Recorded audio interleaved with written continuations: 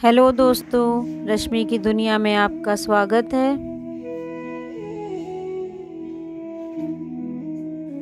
आप तो जानते ही हैं कि भारत में सैकड़ों चमत्कारिक और रहस्यमय मंदिर हैं। उनमें से कुछ मंदिरों को आपने देखा भी होगा।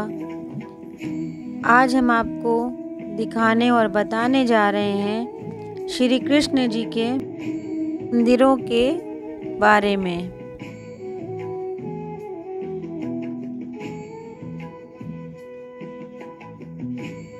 भगवान श्री कृष्ण का हर रूप भक्तों को अलौकिक आनंद देता है।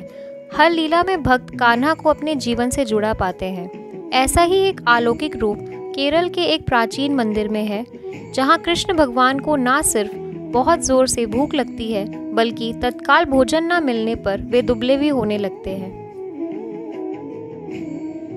यह विश्व का एक ऐसा अनोखा मंदिर है जो 24 घंटे में मात्र 2 मिनट के लिए बंद होता है।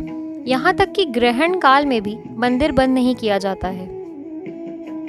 कारण यह है कि यहाँ विराजमान भगवान कृष्ण को हमेशा तीव्र भूख लगती है। भोग नहीं लगाया जाए तो उनका शरीर सूख जाता है, अतः उन्हें हमेशा भोग लगाया जाता है ताकि उन्हें हमेशा भोजन मिलता रहे। साथ ही यहाँ आने वाले हर भक्त को भी प्रसाद दिया जाता है। बिना प्रसाद लिए भक्त को यहाँ से जाने की अनुमति नहीं है। मान्यता है कि जो व्यक्ति इसका प्रसाद जीभ पर रख लेता है, उसे जीवन भर भूखा नहीं रहना पड़ता है। श्री कृष्ण हमेशा उसकी देखरेख करते हैं। 1500 साल पुराना मंदिर केरल के कोट्टायम जिले के तिरुवरप्पु में स्थित है। कहा जाता है कि कंस वध के बाद भगवान श्री कृष्ण बुरी तरह से थक गए थे। भूख भी बहुत अधिक लगी हुई थी। उनका वही विग्रह इस मंदिर में है, इसीलिए मंदिर सालों भर हर दिन मात्र खुला रहता है। मंदिर बंद करने का समय दिन में 11:58 पे होता है। उसे 2 मिनट बाद ही ठीक 12 बजे खोल दिया जाता है। पुजारी को मंदिर के ताले की चाबी के साथ कुल्हाड़ी भी दी गई है। उसे निर्देश है कि ताला खुलने में विलंब हो तो उसे कुल्हाड़ी से तोड़ दिया जाए, ताकि भगवान को भोग लगाने में जरा भी विलंब ना हो। क्योंकि यहाँ मौजूद भगवान के विग्रह को भूख बर्दाश्त नहीं है, इसीलिए उनके भोग की विशेष व्यवस्था की गई है। उनको 10 बार नैवेद्यम प्रसाद अर्पित किया जाता है। मंदिर खोले रखने की व्यवस्था आदि शंकराचार्य की है। पहले यह आम मंदिरों की तरह बंद होता था। विशेष रूप से ग्रहण काल में इसे बंद रखा जाता था। तब ग्रहण खत्म होते होते भूख से उनका विग्रह रूप पूरी तरह सूख जाता था। कमर की पट्टी नीचे खिसक जाती थी। एक बार उसी दौरान आदि शंकराचार्य मंदिर आए। उन्होंने भी यह स्थिति देखी। तब उन्होंने व्यवस्था दी कि ग्रहण काल में भी मंदिर को बंद नहीं किया जाए। तब से मंदिर बंद रखने की परंपरा को समाप्त कर दिया गया है। भूख और भगवान की मूर्ति के संबंध को हर दिन अभिषेकम के दौरान देखा जा सकता है। अभिषेकम में थोड़ा समय लगता है। उस दौरान उन्हें नैवेद्य नहीं चढ़ाया जा सकता है।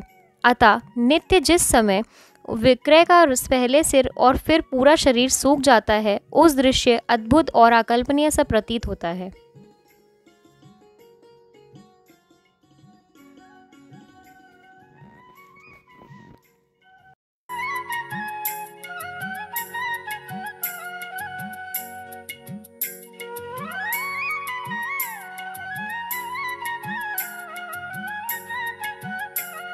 उड़ीसा के पुरी में स्थित जगन्नाथ मंदिर भगवान श्री कृष्ण का इकलौता मंदिर है, जहां वह अपने बड़े भाई बलभद्र और बहन सुभद्रा के साथ विराजमान है।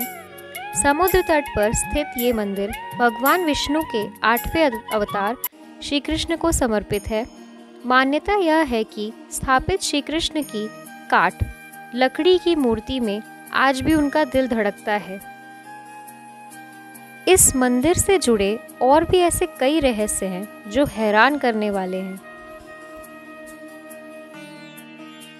ऐसी मान्यता है कि यहाँ की मूर्ति में आज भी भगवान श्री कृष्ण का दिल धड़कता है।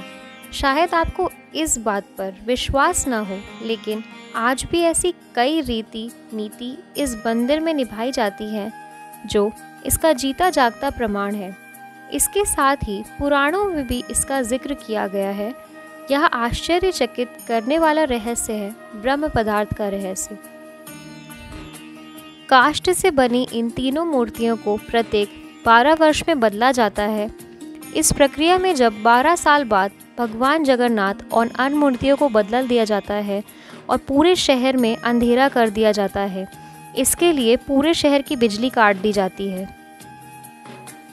मंदिर में जब अंधेरा किया जाता है तब मंदिर की सुरक्षा को हर तरफ से मजबूत किया जाता है। इसके बाद गुप्त अनुष्ठान होता है और चयनित पुजारियों की आंखों पर रेशम की पट्टी बांधकर मंदिर में भेजा जाता है। इन मूर्तियों में से एक प्रकार का ब्रह्म पदार्थ निकाला जाता है जिसे आज तक किसी ने नहीं देखा। इसे ध्यान से नई मूर्तियों में स्थापित किया जाता है। कहा जाता है कि इस पदार्थ में से इतनी ऊर्जा होती है कि इसे देखने वाला अंधा हो सकता है। हालांकि इसे आज तक किसी ने नहीं देखा। यह प्रक्रिया सदियों से चली आ रही है। दिव्य ब्रह्म पदार्थ को स्थानांतरित करने वाले पुजारियों के अनुभव के अनुसार उन्हें लगता है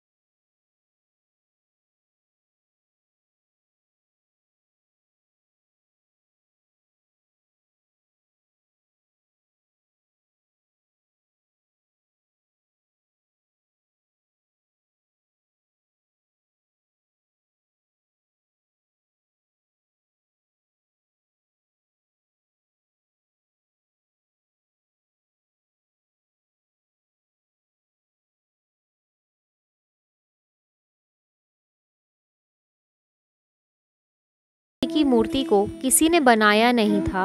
यह प्रतिमा अपने आप उत्पन्न हुई है। कहते हैं कि श्री हरिदास जी के अनन्य भक्ति से प्रसन्न होकर बांके बिहारी जी वृंदावन प्रकट हुए थे।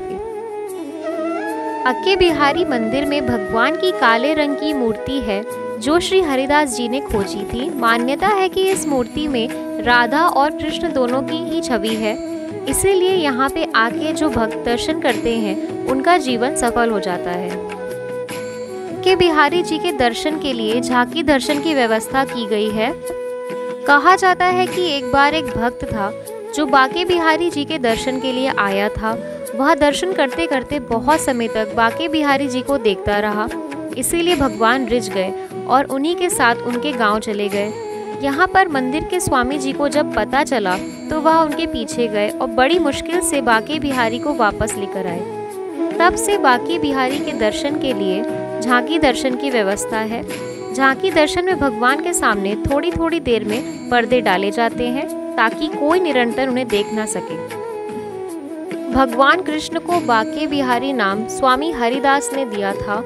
भगवान कृष्ण की हर मुद्रा को बांके बिहारी नहीं कहा जाता है, बल्कि 3 कोण पर झुकी हुई मुद्रा वाले कृष्ण को बांके बिहारी के नाम से पुकारा जाता है।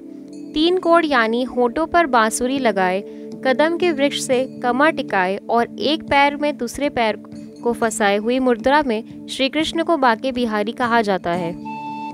बांके बिहारी जी के मंदिर में मंगला आरती साल में केवल एक दिन जन्माष्टमी को ही होती है। हर वर्ष मार्गशीर्ष की पंचमी तिथि को बांके बिहारी मंदिर में भगवान बांके बिहारी जी का प्रकटोत्सव मनाया जाता है। इन वृंदावन में कई धार्मिक आयोजन होते हैं। मंदिर में साल में सिर्फ एक ही बार अक्षय तृतीया के दिन बांके बिहारी जी के चरणों के दर्शन होते हैं। ऐसी ही और अलग अलग इन्फॉर्मेशंस को जानने के लिए आप सभी हमारे चैनल रश्मि की दुनिया को ज़रूर देखें और हमारे चैनल को प्लीज़ ज़्यादा से ज़्यादा लाइक, शेयर एंड सब्सक्राइब करें। Thank you.